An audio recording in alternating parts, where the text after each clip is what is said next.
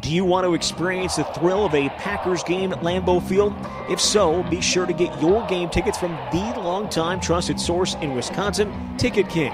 Visit their locations in Milwaukee and Green Bay, or just go to their website, theticketking.com. Again, that's theticketking.com.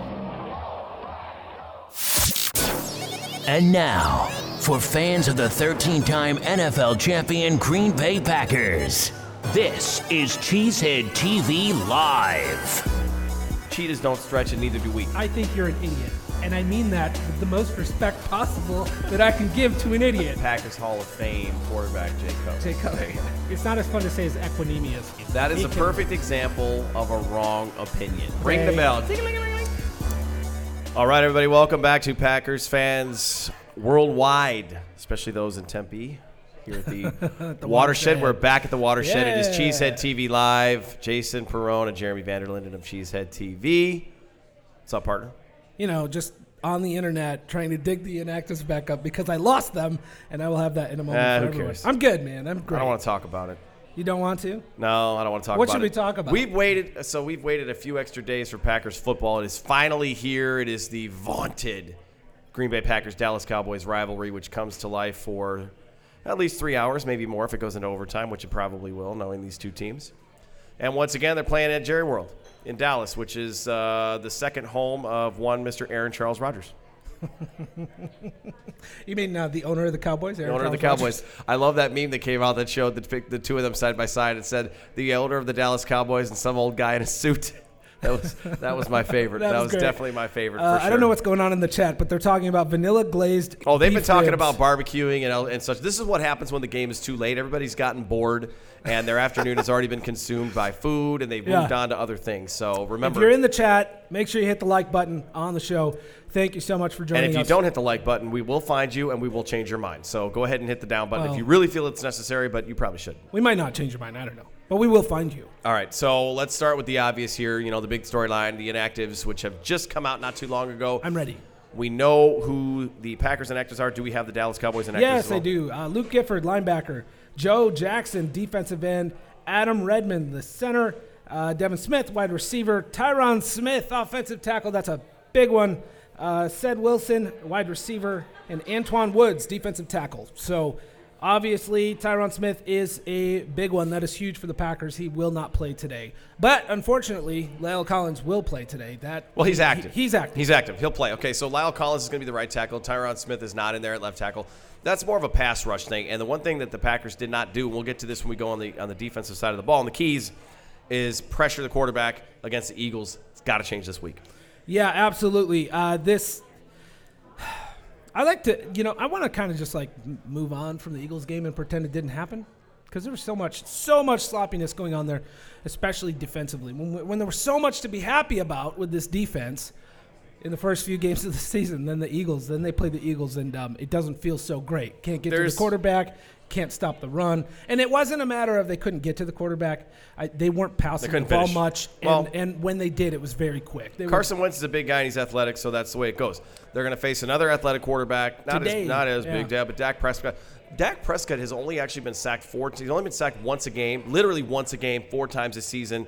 That's it. Well, he's going to take at least 4 today. Well, if he takes 4, the Packers have a good chance to win this game. All right, so for starters here, the Davante Adams being out is not a huge surprise. I think we kind of knew that might be the case. You know, the coming out of the Eagles game, there was a lot of eyes and attention on Adams' injury because if it was a more severe injury, it was one that could have been a very long-term situation. I mean, it could have been months if he needed surgery. Fortunately, we learned pretty early on he did need surgery, so it's a shorter-term injury. But turf toe, everyone can make the jokes that they want, and we all know what the monikers are for that injury. But it hurts. It's hard to play with. And so Davante Adams may be back next week when they play Monday Night Football against the Detroit Lions, but it's still going to be bothering him, and it'll be a matter of how much pain he can tolerate and what he's able to do with that injury. But Davante Adams is out. A couple of quick news bits here. Fidel Brown was released, and Trey Carson was called up from the practice squad. Trey Carson is active today. Dexter Williams is not. Yeah. That probably, to me, says Dexter Williams is not ready, and there's a pass pro concern there too. Right. Obviously they don't feel like that whole picture has developed for him, because I thought in the preseason he could run the ball. He's a one-cut guy, and he does have a lot of burst. When he finds the hole, he gets through it pretty quick. However, obviously, the Packers aren't comfortable with him. Otherwise, he would be active today. Well, I mean, it kind of sucks to me that you're carrying a guy on the roster that you're not comfortable to play to the point where you would bench him and bring a guy up from the practice squad instead, especially at running back, where running backs are a dime a dozen. So I don't really I don't really get that. And it's the bottom of the depth chart, so I'm not saying this was a huge training camp battle, but Trey Carson and Dexter Williams were back and forth in the preseason. There was a lot of people that thought that Carson should get kept and Dexter Williams should be on the practice squad. So yeah. Now they're both on the active roster, but Dex Williams not going to play today. Brandy in the chat says she wants to see Jimmy Graham and Jason Witten race each other. That would be the slowest race in the history. That's actually a valid. That's actually a valid. And thing then Corey says if Jimmy Graham raced a pregnant woman, he'd come in third, which I think is pretty hilarious. Okay, yeah, Jimmy Graham's slow. We all know it's pretty disappointing. All right, so what other news we have before we go? That the early games have started. The Oakland Raiders are melting down in London as we speak right now against the Chicago Bears. The New York Giants are definitely being themselves against the Minnesota Vikings. And the Lions do not play this week. So depending on how all these games shake out, things could look very different in the NFC North standings after today. Yeah. But shall we start with the offensive side of the ball, because that is going to probably be where all the money is made today. Let's do it. Okay. To the game. Offense. Blitz. Rodgers steps away, in trouble, throws as he's hit, and it is a pop. It is touchdown. Adams. How did he catch that? All right, offensively, I did see a question in the chat about Kevin King. Kevin King is active today. Yes, he is. He was upgraded from doubtful to questionable. He is active. I don't know how much he will play. We could still see more of Josh Jackson, more to come on that. Offensively, Dallas is only giving up 14 points a game on average, so there's a lot that think this game could be a low scoring. When the Packers get involved, though, somehow all of the trends tend to kind of become bucked and different. Yeah. So that's what they're giving up. So the Cowboys rank 10th in passing yards per game, and just one interception. Is this the Dallas? Are these Dallas defensive keys? Kind of giving you the Dallas defensive. So in passing yards, they're only giving up 222, and they only have one interception. They give up 96 rushing yards a game. Yeah. So they're not really taking the ball away a ton. Doesn't mean it can't happen, but that's, you've got a quarterback in Rodgers that takes care of the football really well. Yeah. And Dallas is only has one pick. So I think the big key is just take care of the football and be safe with it. But can Aaron Rodgers finally break the habits that he has of holding onto the ball and looking for something else? You've got receivers that are literally going to run the route that's called on the sheet. You don't have Jordy Nelson out there. You don't have Devontae Adams. You don't have your improvised guys. The creativity is kind of removed. Randall Cobb's on the other side of the ball. So can Aaron Rodgers finally get over it and just throw the ball to the guy who's open in a safe space, knowing that the Cowboys probably aren't going to take it away, and you can sustain some drives? Well, I think so. I think we saw it a little bit last week against the Eagles. I felt like Rodgers was spreading the ball out a little bit more than what we were used to, and he was actually forcing the issue a little bit and making some passes that were slightly uncomfortable and not really in his wheelhouse, not a thing he likes to do, but he did it. And I think that you could kind of feel the desperation for Rodgers, that he was unplugging from what he wanted to do and just getting after it. And I think if that's the Aaron Rodgers that shows up today, the Packers are in good shape. That's exactly what they need to see today, is they need Aaron Rodgers to play unplugged and just go at it, and don't protect the ball so much that you're holding onto it forever and looking for the big play. Don't try to out-create the offense. The things are falling apart and Rodgers tries to create something out of nothing. And what happens? He holds the ball forever and chucks it out of bounds. Just throw the damn ball into those tight windows that are a little uncomfortable. Take that risk. And if the Cowboys if they're not creating a lot of turnovers, this is a safer place for you to be trying to make some of those plays. And I think Rodgers needs to do that. Dallas has 10 sacks this season, so they're getting a little bit of pressure on the quarterback. Yep. So you've got to protect him. Both tackles will go. Brian Bulaga did not finish the Philadelphia game. He's active today, will play. David Bakhtiari remains your left tackle, thank goodness. Yeah. Knock on wood. All the good things there. So the offensive line, going to need a good game out of them. Elton Jenkins, another game smarter and stronger in his quest to remain the left guard of the future, which I think is obviously not in question. He's going to be that guy. And then Billy Turner at right guard. So those guys are going to have a good game on the road again. Got a lot of crowd noise, all that kind of stuff. Those things you're going to have to kind of to factor in and work with. It's Matt LaFleur's first time leading this team in Dallas. They've had good luck. They've had good history. Aaron Rodgers, obviously, like I said, second home, AT&T Stadium. But you've got Matt LaFleur and his crew coaching for the first time here. That's a big X factor. This is actually a game I think LaFleur can make a huge statement with in a game where you're missing a couple of really key parts when you get your team up to win and still do well. Yeah. I think, I think for the Packers, some of the issues that the Cowboys are having injury-wise, it really lends itself well to this team.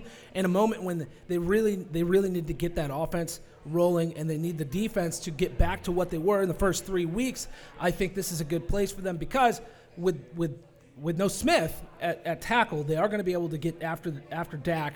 So offensively, hopefully, the Packers should be in a position where they can play their game offensively. They hopefully won't be chasing this they were against the Eagles. And I think that actually really hurt the offense. And if they're in that position where they're chasing the opponent, they're really going to struggle. So if they're chasing the Cowboys today, that's not what we want to see. And that's the thing we've been saying all season is keep the opposing team in a position where they have to pass the ball because that's where the defense succeeds, and keep the Packers in a position where they're ahead. They need to stay ahead. This is where they are right now. They need to get ahead in the game and stay there to keep it their game. So I think a big key today, get ahead, stay there. Get ahead early and stay there. That's what they need to do. They need to score when they have the damn ball. And no more of this shit where, okay, they started out so hot last week and then it slowed down and the Eagles were able to come back into that game.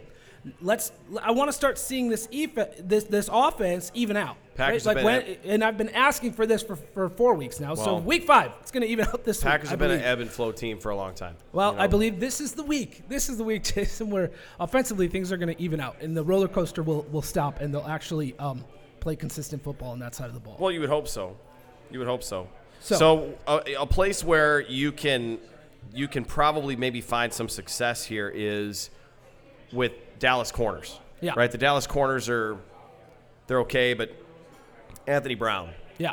They're going to need to pick on Anthony Brown today. He's a guy where there might be some opportunity. I mean, you would think they'd scheme around it and get him some help. Yeah. So Anthony Brown, according to Bill Huber, leads Brown has allowed the highest catch rate for the Cowboys at 63.2%. And not only that, Brown also leads the team in missed tackles with 6. So not only is he allowing catches, he's also terrible ending the play when the ball gets there. So they need to pick on Brown today. That offensively needs to be the game plan.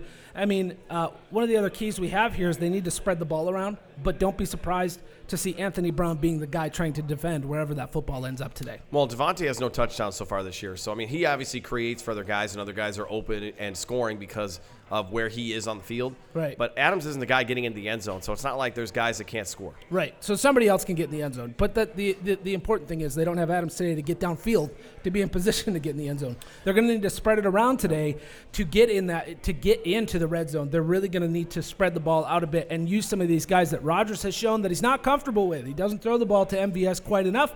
Geronimo Allison has been almost non-existent this season, and Jimmy Graham is slower than my grandmother. Well, you got running backs, too, that are options in the passing game. They have 23 catches and 1 touchdown this year. So But you really only have one running back today. Okay, right. You have Danny Vitale, the fullback, and he can catch the ball. But as far as a playmaking running back, you really only have Aaron Jones because Trey coming off the practice squad. I'm not confident that he's going to play any impactful snaps at all. He's going to come in to give Aaron Jones a break, and that's his role today. I don't think we're going to see Trey Carson go off. So really it comes down to Aaron Jones. That's all they got at running back today. And so, yeah, he can catch the ball out of the backfield, but you sure are going to need that guy to be rested and healthy at the end of this football game. You can't lean on that too much early. Right.